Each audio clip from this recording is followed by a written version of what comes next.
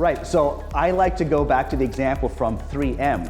3M has been well known for their, I think it's the 30 rule, where they said 30% of new revenue must come from products that had been developed in the last 5 years.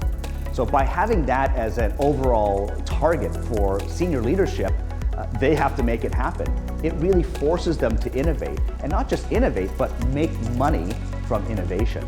So that's one great example of how 3M had approached putting together a very substantial and consequential target for the whole leadership team to work towards, and that ends up cascading down through the whole organization.